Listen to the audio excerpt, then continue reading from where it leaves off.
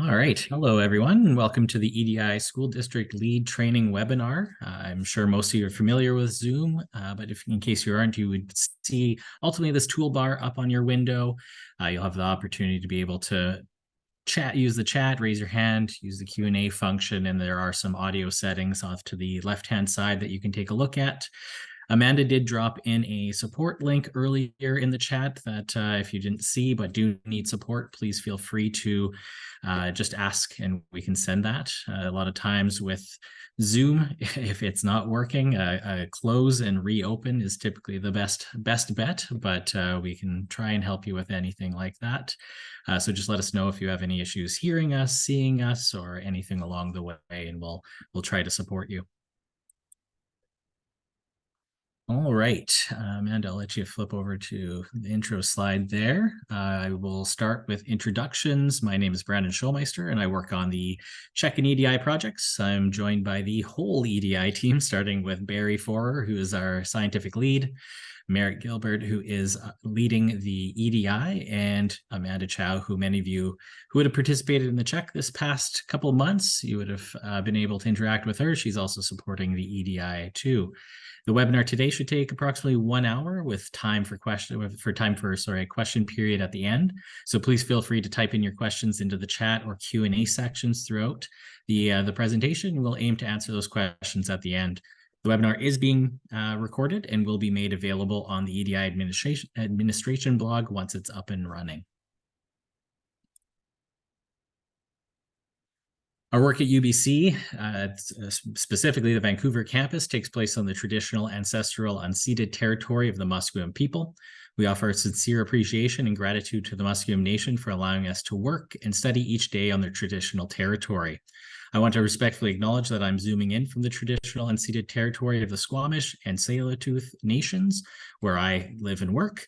And I welcome you to indicate where you are joining us throughout the presentation as well in the chat. As an overview for today, we will first begin with a brief discussion on who we are, ground ourselves in the importance of the early childhood development. We will transition into what the EDI is, and then we'll look at the steps related to successfully leading the EDI in your school district. Lastly, we will do a high-level overview of how teachers will complete the EDI questionnaire.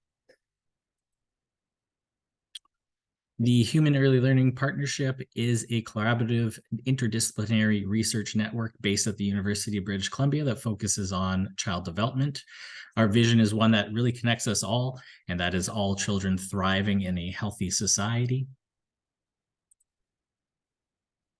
At HELP, our work is grounded in the understanding children live, grow, and learn within many interconnected contexts which impact their experiences and development.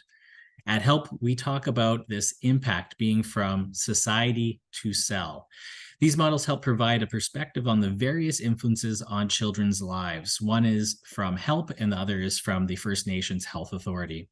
Decades of research have demonstrated that early child development is itself a social determinant of health, meaning that the quality of the experiences and environment in which children grow and develop in the early years have long-reaching impacts on health and well-being over time and across generations. At HELP, we collect data about children's experiences and development through the Child Development Monitoring System, which is a series of questionnaires that gather information from different perspectives on children from pre-K through to grade 12. The Toddler Development Instrument, or the TDI, and the Childhood Experiences Questionnaire, or the CHECK, are questionnaires completed by parents and caregivers that gather information about children's early experiences and the context they are growing up in. The Early Development Instrument, or the EDI, is completed by kindergarten teachers and look at the children's skills and competencies, as well as the developmental health of children in the classroom. The Middle Years Development Instrument, or the MDI, and the Youth Development Instrument, or the YDI, are completed by students themselves, adding the child's perspective. MDI can be collected in grades 4 through 8 and YDI through grades 10 to 12. The focus for both tools is on children's experiences inside and outside of school and assets in their lives. On a final note, YDI was developed and is implemented by Dr. Hasina Samji, who has affiliations with both SFU and BC CDC. We will now watch a short video created by the Offord Center for Child Studies about the EDI project.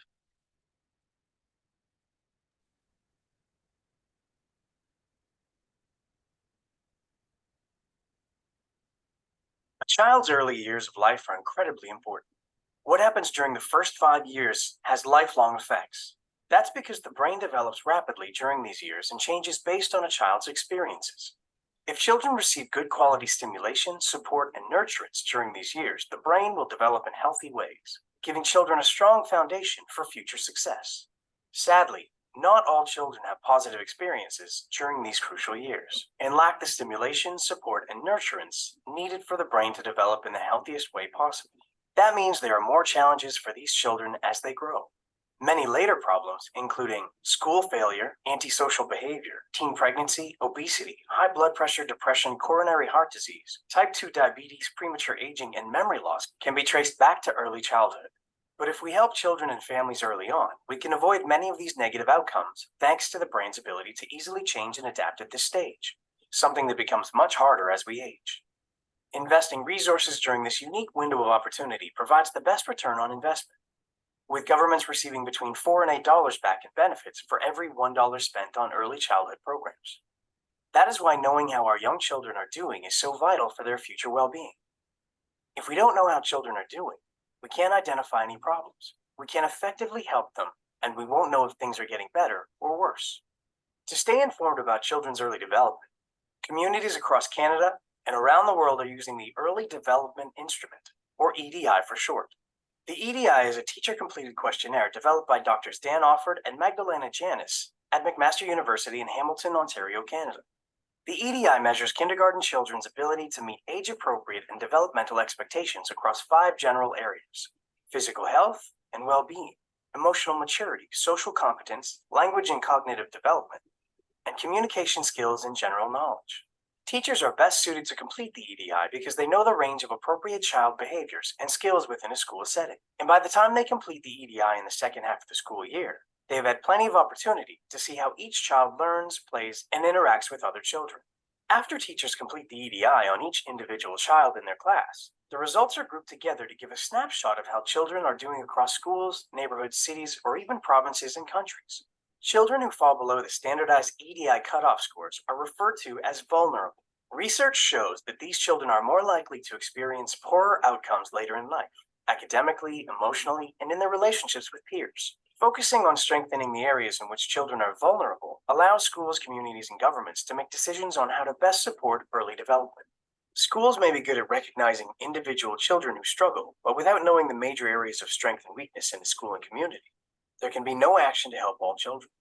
Most of the children vulnerable on the EDI do not have any health problems and will not be helped through any other means. Without knowing how all children are developing, schools and communities are left guessing. This is what makes EDI data so important. In many places, collecting EDI data is the first step toward mobilizing communities and engaging those who aren't usually involved in promoting the development of young children. By getting a glimpse of the development and well-being of young children through the EDI, people can be inspired to do something to improve the lives of our young children and help shape a better future in their own communities and beyond.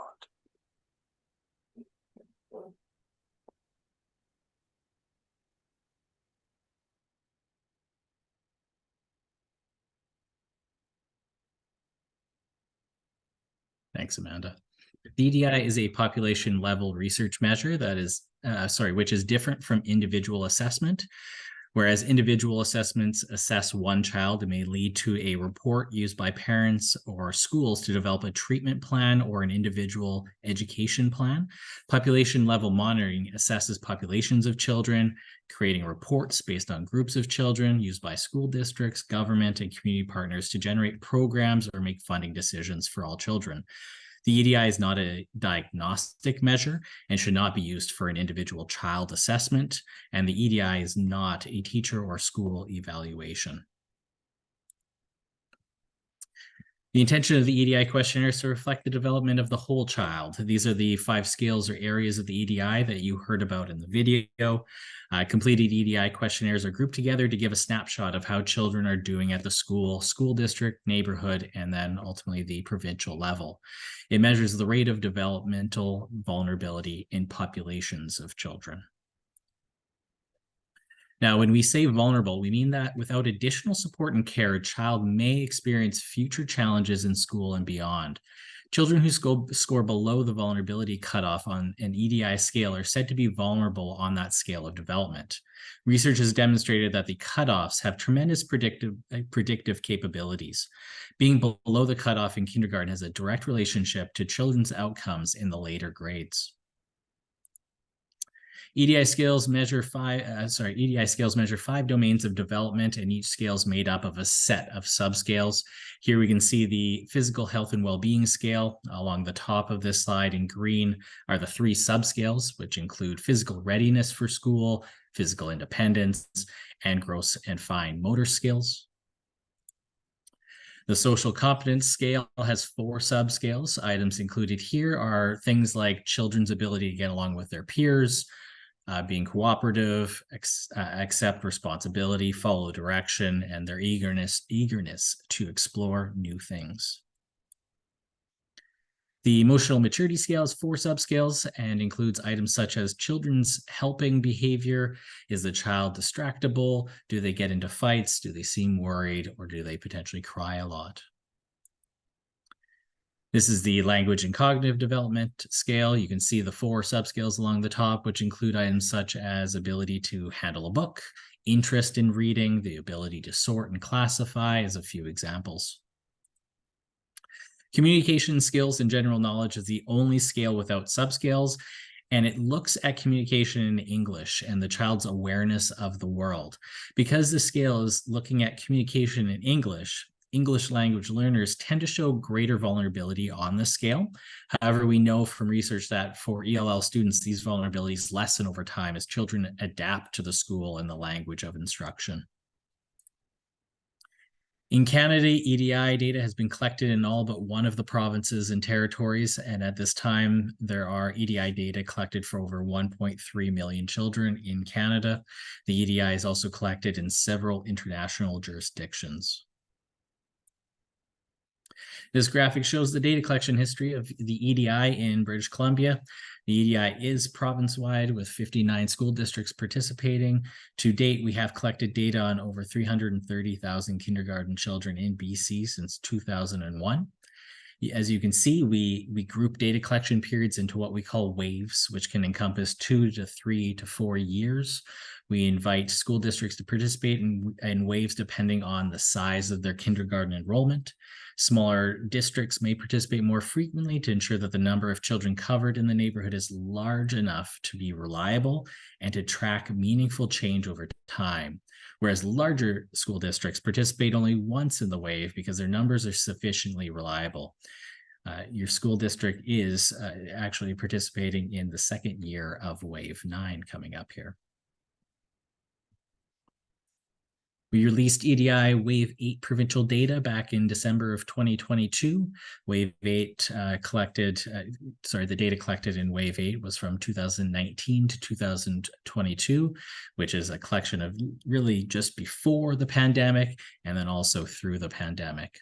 This graph shows the trends over time from Wave 2, which would be from 2004 to 2007, to Wave 8 of the vulnerability rates on the summary scale, the summary measure vulnerable on 1 or more scales, which reports the percentage of children who are vulnerable on at least one of the EDI scales, but may be experiencing vulnerabilities in 2, 3, 4, or all 5 scales for the provincial overall. There's been a meaningful increase in the vulnerability rates from Wave 2, where it was 29.9% of children, to the 32.9% in Wave 8. So 1 in 3 children are vulnerable in 1 or more areas of development important to the future success in school and beyond. Here's the overall provincial picture of vulnerability on one or more scales across the province for Wave 8 by school district. This is a heat map, so the darker the red, the higher the overall vulnerability rates, and the lighter pink to white that would show the lower rates. What is most evident from this map is that there continues to be significant disparity in vulnerability rates across the province. At the school district level, the range in overall vulnerability rates goes from 21.8% at the lowest end to 72% at the highest. Take a moment to really consider what this means at the school district level, what extra support that may be needed in a community that just has 22% of their kindergarten children arriving with developmental vulnerabilities compared to school district with 72% of their kindergarten children showing up in that fashion. And this difference is even more pronounced at the neighborhood level. For Wave 8, the range goes from 13.2% to 72%. This demonstrates that children's developmental outcomes are impacted by where they live in the province. While EDI data have provided us with important information about trends and patterns in child development across the province, there's been little systematic data collected on the early experiences and context of children prior to the start of school at a population level. The CHEC, or the Childhood Experiences Questionnaire, is aiming to fill that gap and collect data which may provide insight into why we see the variability of vulnerability rates that we see with the EDI data. School districts across the province are just done collecting data for the CHEC literally a couple days ago and gearing up for the EDI, where they're going to be gathering perspectives, with the CHEC, where they were gathering perspectives of parents and caregivers at the start of the school year about their child's early experiences, and then the teachers' perspectives on the developmental health of the same group of children in February of the school year. Having data from both perspectives not only useful for school districts and community partners, but it makes it possible to link the data for research purposes. And as you can see, the CHEC gathers information about early experiences across similar domains as the EDI: physical health and well-being, social and emotional experiences, language and cognition, with the addition of experiences with early learning and care and the community and context. I'd also like to take this moment to thank and congratulate those of you who did work on the CHEC project this year. Every year we gain positive momentum with the project, and this year is really no stranger to that. So thank you for the support on this. When a school district participates in EDI data collection, the school district will receive EDI school reports as well as school district summaries in June of that year. These reports will live in the EDI e-system when they are ready, which is usually in mid-June. These are private reports, meaning that we do not publicly release them. However, we do encourage schools and school district administrators to share this information with their teachers, staff, parents, and community partners at their discretion. Please reach out to us at help to support your efforts in using the data for these purposes. In the spring of this year, we released the school district and community level data through an online data dashboard, essentially moving away from the static PDF reports and enabling everyone to be able to click around to view the data at a variety of different boundary types and levels of data. EDI data displayed is aggregated by postal codes, so showing the EDI outcomes of all children living within these boundaries. Because it is based on children's home postal codes, all children are included, meaning public schools as well as participating independent and Indigenous schools are included as well. We want you to know the far-reaching value of the efforts you put into the EDI data collection. EDI data is actively used by multiple systems, organizations, and policymakers across the province. And on our new website, you can find information on how the EDI and other child development monitoring system data have been used over the years. This is just a sample of where EDI data has been used at the provincial government policy and investment level in recent years. And we just want to say, HELP couldn't do any of this work without you. So thank you very much. I will now turn it over to Merritt, who will kind of get more into the details of administrating the EDI. Okay. Thank you, Brandon. That was great. So we're going to switch a little bit now and transition into the section that is really dedicated solely to you, the EDI district lead. And your role as a school district lead is really to provide support for the schools in your district as teachers complete the EDI, and to act as a liaison between us here at HELP, this team, and your teachers in your district. Our role here at HELP is one of consultation and guidance, and to provide you with ongoing support and resources. And again, of course, we truly appreciate the time and energy that you spend on this project, and whether you are new to the EDI or if you are a seasoned partner with us. So thank you. And now we're going to just go through a little bit more of a to-do list, and each step that's related to successfully completing the EDI in your district, or leading the EDI in your district, I should say, since you are not completing it. And we will, again, you will receive emails from us with the resources that you need along the way. So the first place I'd like to point you to is our EDI admin blog.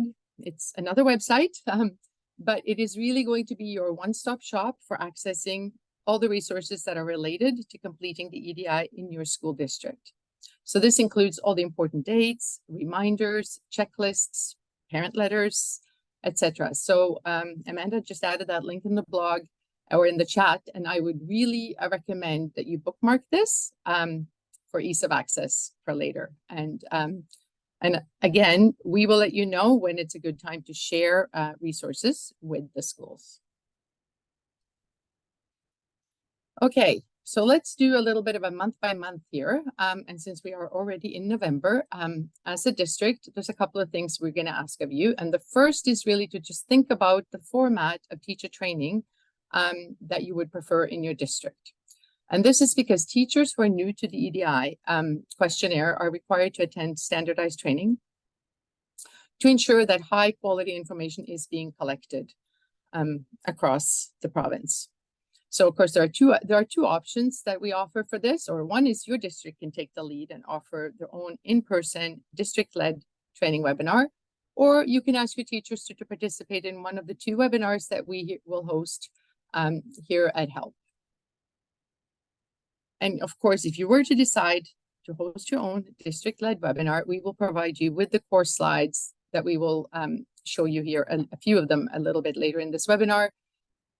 Really, why we're telling you this now, that if you are interested in doing this yourself, start planning now, let us know, and we can help support you. Again, there is no pressure to do this. You can send them to our webinars. You can send your new teachers to our webinar as well. The second thing we will ask you is that you distribute your principal and teacher letters by the end of the month. And these are letters that will inform the teachers and the principals in your districts about the study and what their role is in the study.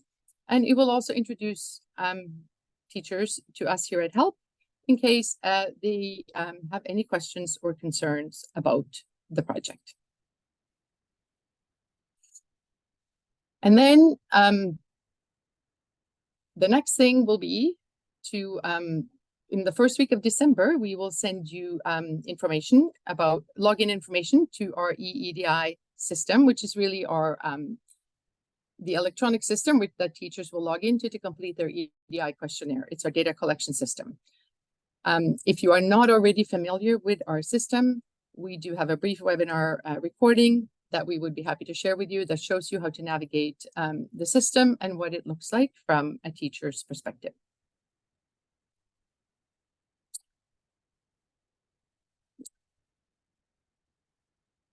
Okay, the next, this is a big one.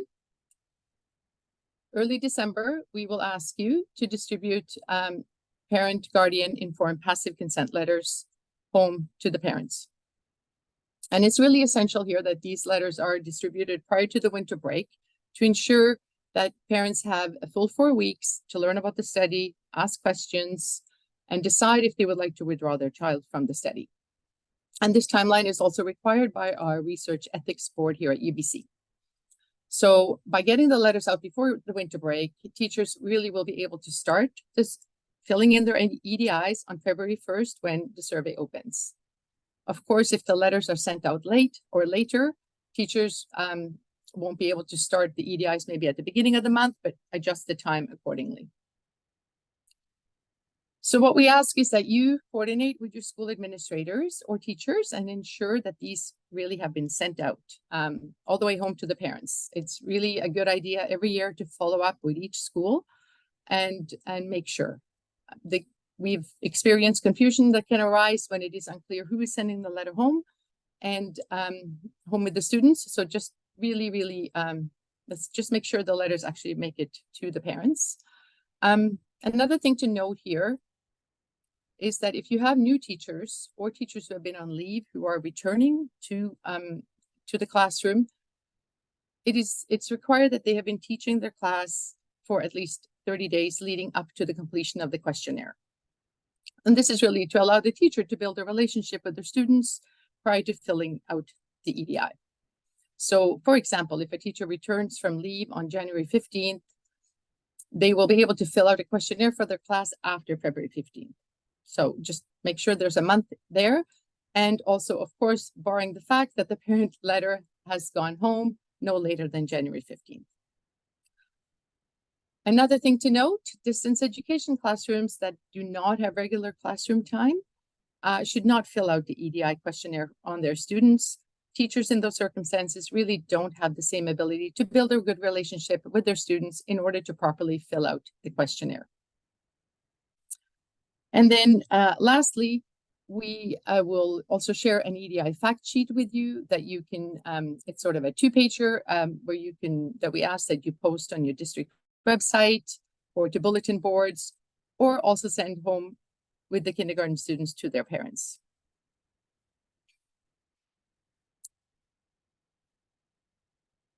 Because EDI uses informed passive consent, you may have parents ask you questions or teachers inquire about our consent process.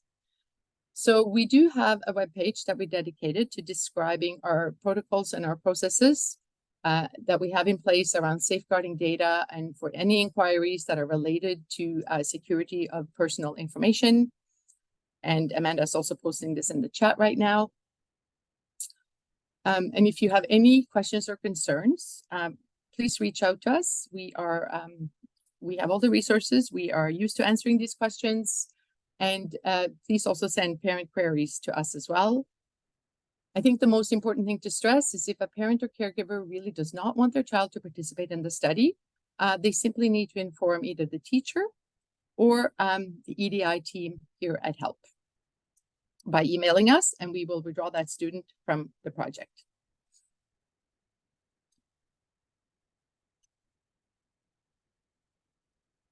Okay, a shout out to all the teachers. EDI relies on teachers. The willingness of teachers to thoroughly and competently complete the EDI on each of their students is really vital to the success of the instrument. And without teachers, there would be no EDI. So we, of course, encourage all kindergarten teachers to participate and rely on their expertise. But however, the EDI is not mandatory. And another thing to note here is that teachers are reimbursed for their time, the time it takes them to fill out the questionnaire on their students, as well as the training. So there are a couple of options that school districts will offer, either TTOC, time in lieu, or they buy out a buyout of teachers' time. And really, this is something that's up to you as a school district to determine what option you prefer and what's most suitable. But if you have questions about this, just be in touch with us. We can also take those questions, offline, as they're often very specific to a district. And also just mentioning that we will host a webinar specifically on teacher reimbursement later in February. Okay, let's get back to the calendar. In January, we will send you an email, a little reminder where we would like to confirm that the parent letters have gone home to parents during the first, so we will send this out first week of January or whenever school's back in January. We will also ask you to tell us how many kindergarten teachers are new to the EDI questionnaire so we can know who needs training. And again, we will probably also ask you what kind of teacher training you're opting for. If the consent letters have been distributed directly by your district, straight home by email to the parents, it would be great if you can communicate to the kindergarten teachers and let them know what date those letters did go home. Because this will, again, impact when the teachers can start filling out their questionnaires, but also teachers will be prompted to enter this date when they log into our system. And then lastly here, teachers who are new will receive their training. And these are our dates that we have, that we will offer our webinar training this year, Tuesday, January 16th and January 23rd after school.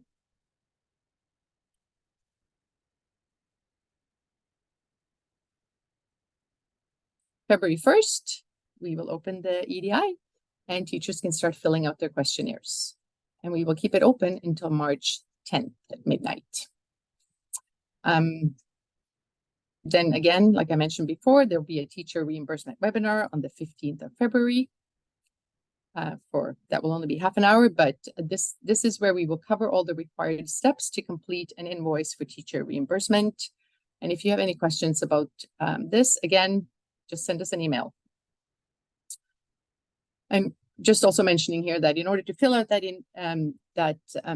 that invoice, we will send you the information about how many questionnaires have been completed by each teacher once our system is closed. And then our aim is then to have all our invoices submitted to UBC Finance by March 31st. And this really is the end of the main to-do list that we ask that you as a EDI lead take on.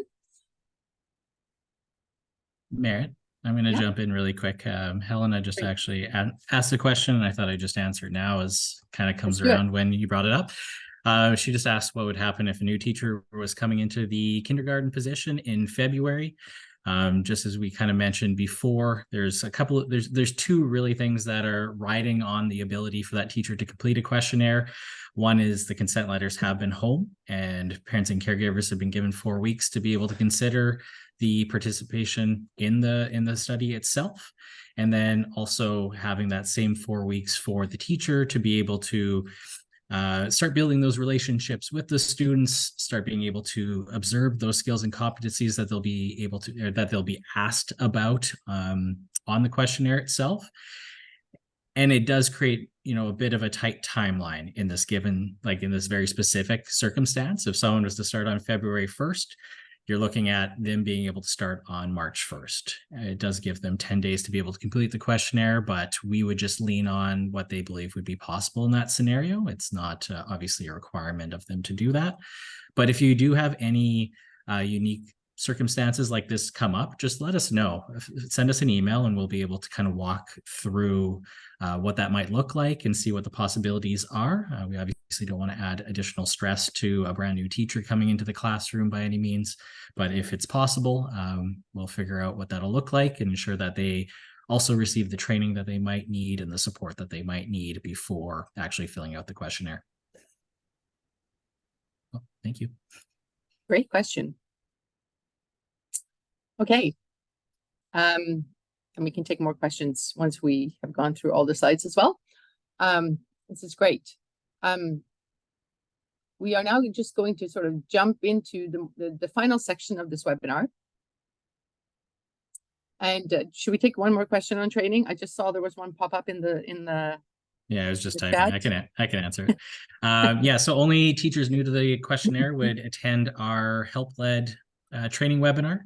Yeah, that's specifically for teachers that are new to it. Teachers who have experience in the EDI previously are just asked to review 2 refresher videos, and they would be reimbursed for that time with a refresher, or really whichever mode of training that they would have done.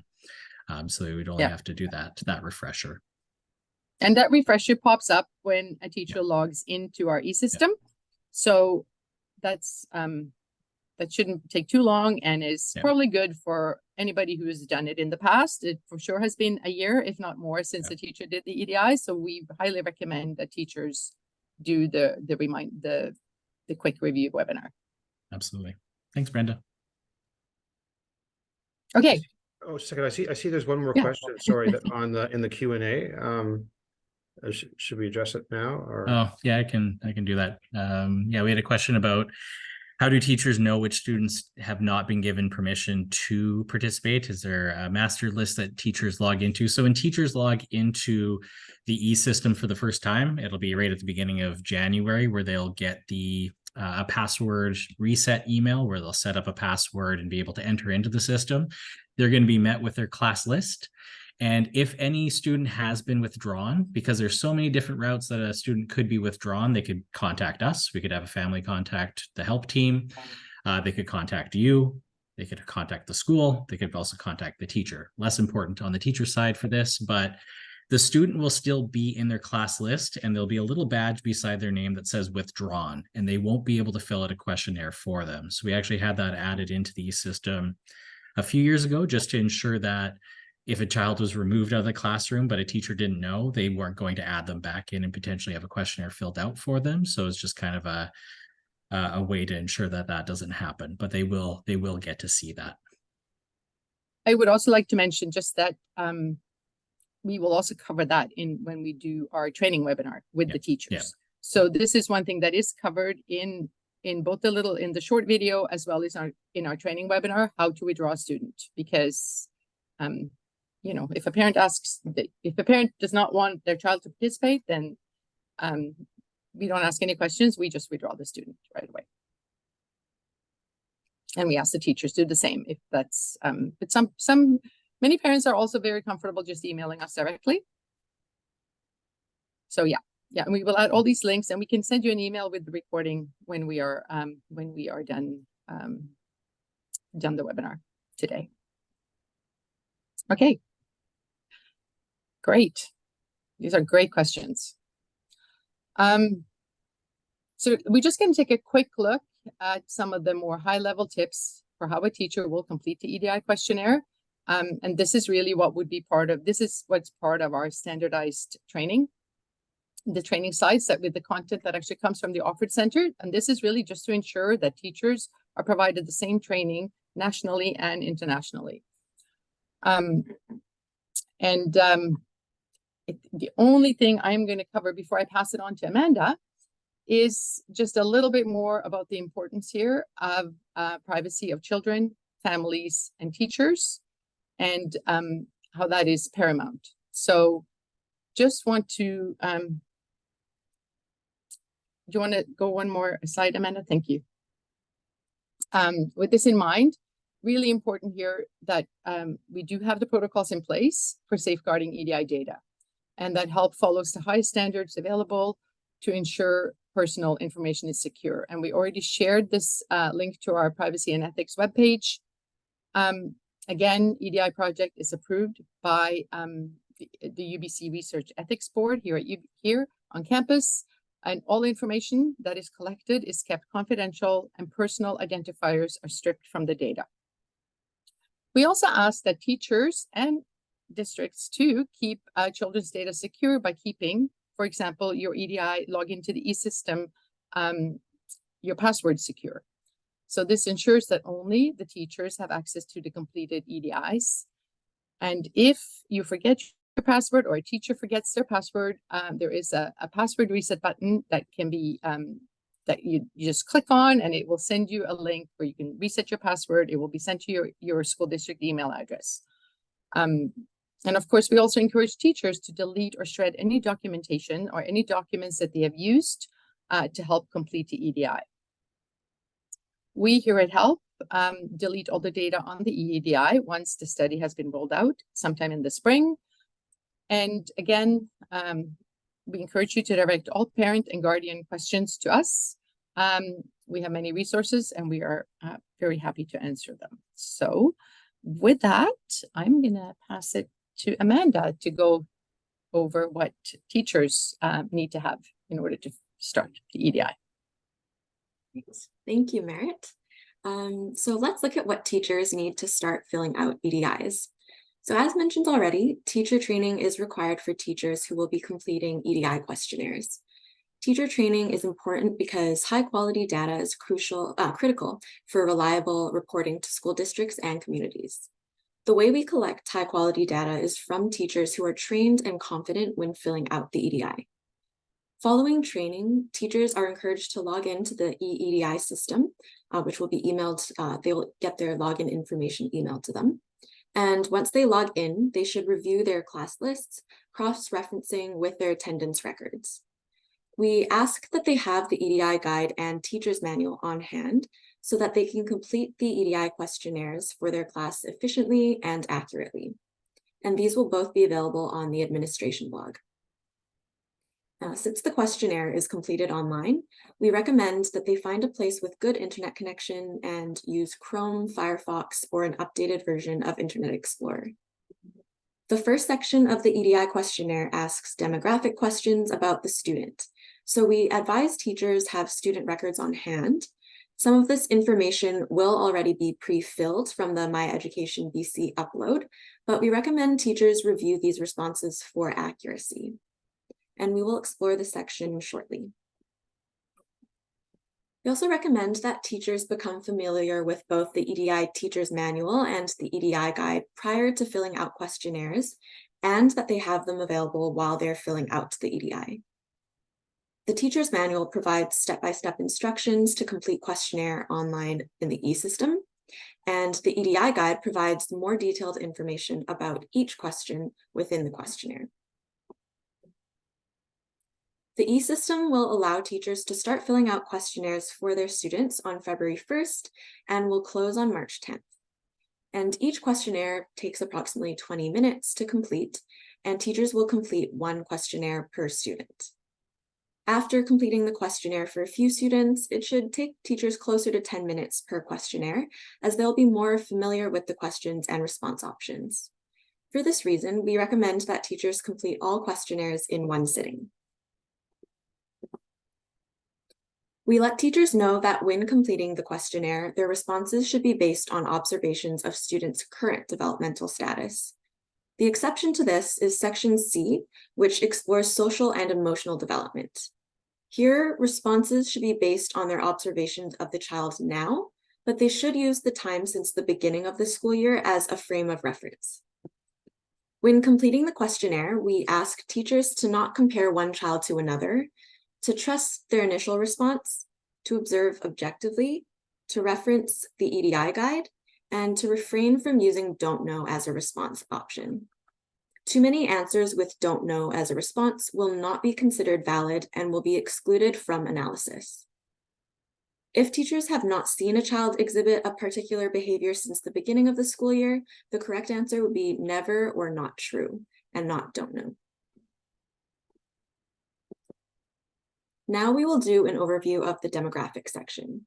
So some of these questions on this section may be pre-populated from the students' My Ed BC records, and teachers are asked to review these responses and make any necessary corrections. I'll just go into a few items in the demographic section that may spark questions.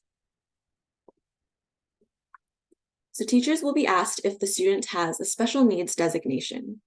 This question must not be left blank. If it's left blank, the entire questionnaire will be omitted. Teachers would respond yes to this question if the child has been designated by the Ministry of Education as needing special assistance due to having a chronic medical, physical, or mental condition, or requiring special assistance in the classroom. Teachers would respond no to this question if they only suspect that the child may have special needs and the child is not designated by the Ministry of Education to have special needs. Please ask teachers to refer to the general guidelines here, as well as the specific BC guidelines provided in the EDI guide when answering this question. The goal of the English language learner question is to gather information on children for whom the language of classroom instruction is not their first language spoken at home, and who require assistance or additional instruction in the language of classroom instruction. So teachers would answer yes for children for whom this is true, and then no for children who are fluent in English. Now, the English as a second dialect question aims to identify if students speak English, but in a way that is significantly different than that used in school. So for this, teachers would answer yes for children for whom this is true, and again, no for children who use classroom English.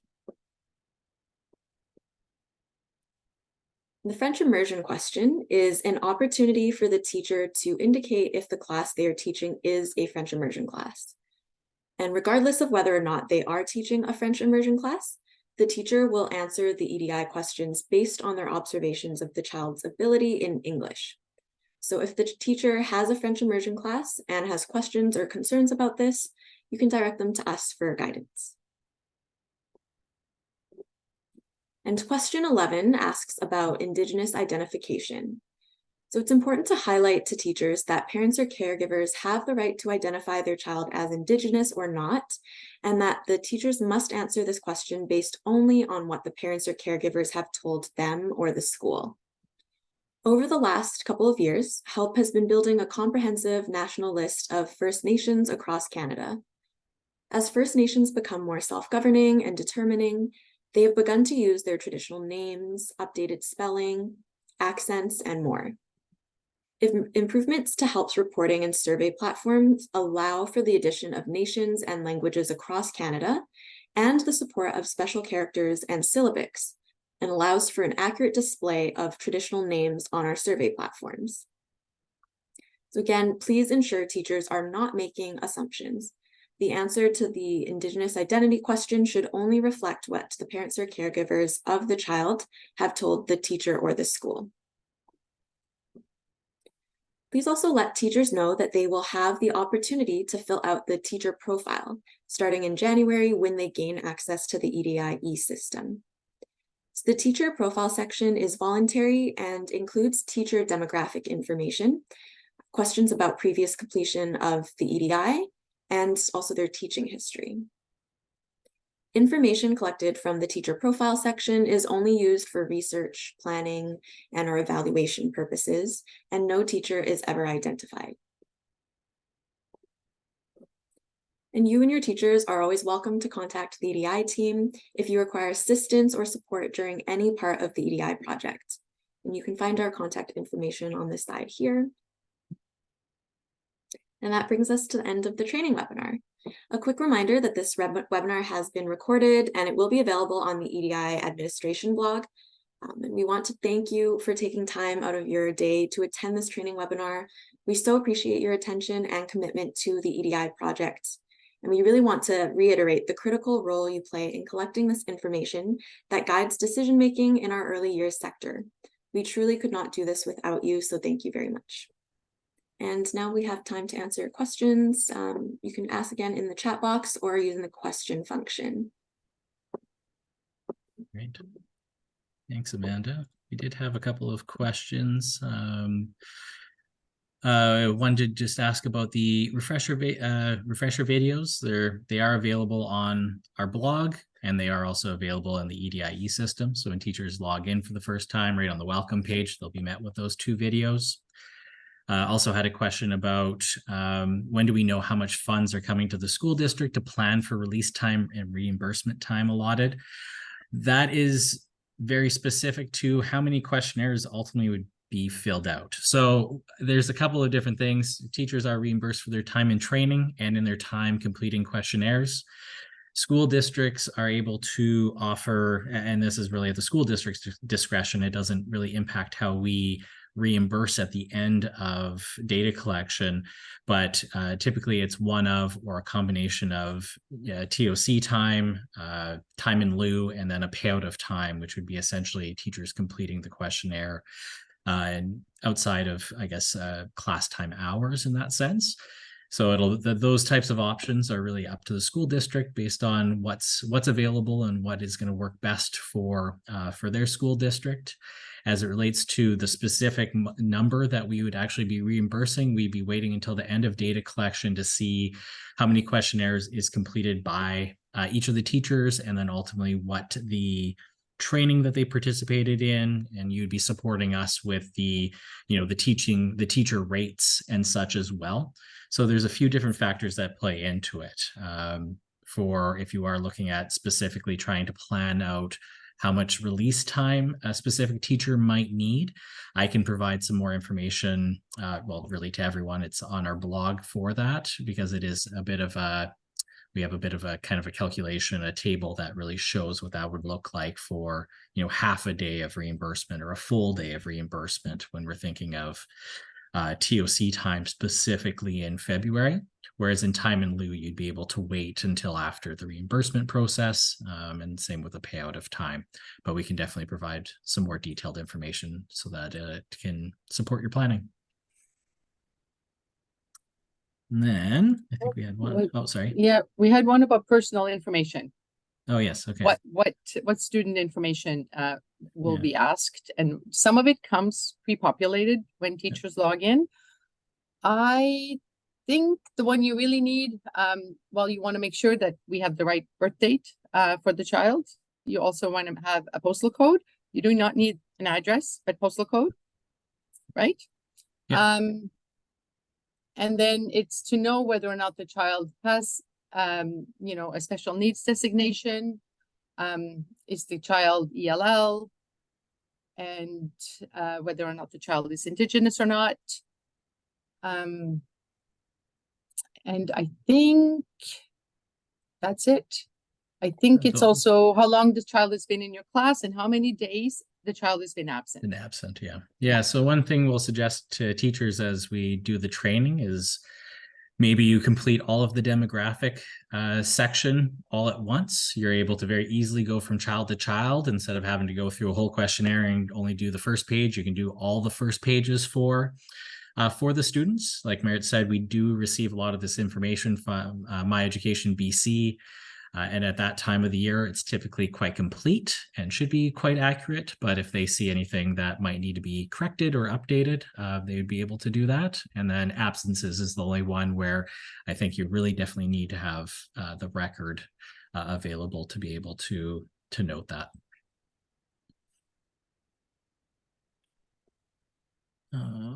Okay. More teacher training questions. Teacher training webinars. We can definitely grab that. Amanda, are you able to grab those dates? I don't remember them off the top of my head. They're up there right now. They are. Oh, sorry. Yeah, I'm not even paying attention. The video's hidden on me right now. If we offer teacher training online, do you let us know if the yes. So we will. We do. After the fact. Yeah, we will let you know who did register. The one slightly awkward part is some people may end up watching the recording. So if anyone does ask for the recording, I would just note that. It makes it much easier come invoicing time. And then when it comes to the refresher videos, kind of work a little bit more on the honor system as it relates to that. We don't need you to go hunt down and figure out exactly who did watch all the refresher videos. We assume that they did, and for anyone that didn't attend the teacher training, we'd assume that they would be experienced teachers and we would allot them that refresher time. How do we know how many forms are filled out? Yeah, exactly. And then how do we provide an invoice? So essentially, I'm going to walk everyone through the whole process. I'm going to be there along the whole way. So our system, I'm going to be downloading an Excel spreadsheet for each school district. And within that Excel spreadsheet has all of your teachers and how many questionnaires they filled out. And then we would work together to add in what training that they participated in, and then the teacher rates. And then I would kind of walk you through how to actually invoice us. And then I'd work with UBC Finance and they would directly send a check to the school district. And one thing that we can do too is we send out the recording. Although we'll do another reimbursement webinar in February, which is going to definitely be a little bit more technical of like exactly how do you finish an invoice. The video or the webinar itself is still good from last time. That would be a good refresher. And we have a full page dedicated to each of the steps and also what those tables look like. How many EDIs need to be completed to get half day, or how many need to be completed to get a full day to help with planning purposes. Is it a common teacher rate or an individual district teacher rate? So there's two different ways to go about that. One, it could be very specific teacher rates for each of the teachers. The other is essentially an average of the lowest to the highest teacher rate. And we'll see larger school districts maybe opt to do the average just because they have a lot of teachers. And some of the smaller ones might opt to do very specific teacher rates. And that's something that we leave up to the school district for that.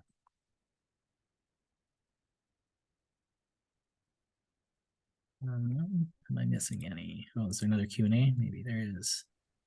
Is the new teacher training webinar live? Yeah, we do have 2 of them are live. So we do have 2 sessions. They only have to attend one of them, and we will have a recording available as well in case any teachers are unable to make it. We do try and put it for essentially the same time as this webinar. So hopefully it is after school, but we understand people, have prior commitments and different things like that might make it difficult to be able to attend. So we will make a recording available for teachers as well.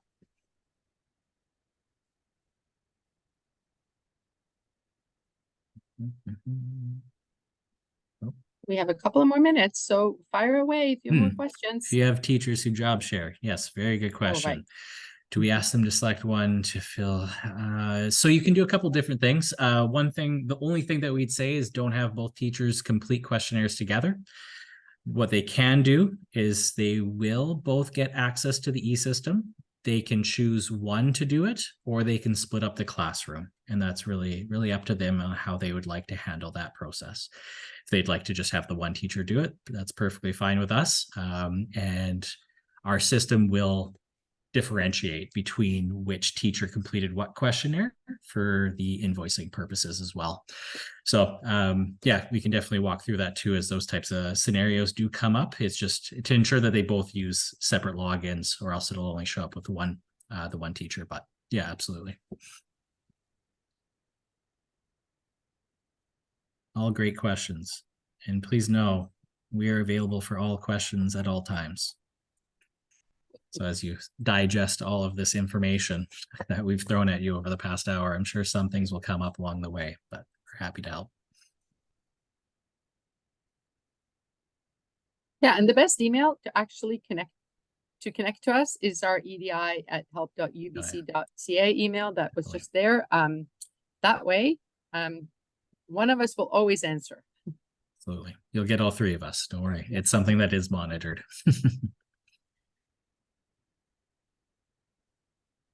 We'll also give you Barry's home address if you have any very specific questions. Well, actually, I was going to say, if you have any questions about, more specifically, not so much about the administration and data collection, but more about the EDI and the things that we do with the data, I would encourage you first to go to the dashboard and have a good look at that. It's really new. And if you still have questions, drop me an email, barry.for@ubc.ca. Thanks, Barry. Thanks, Barry.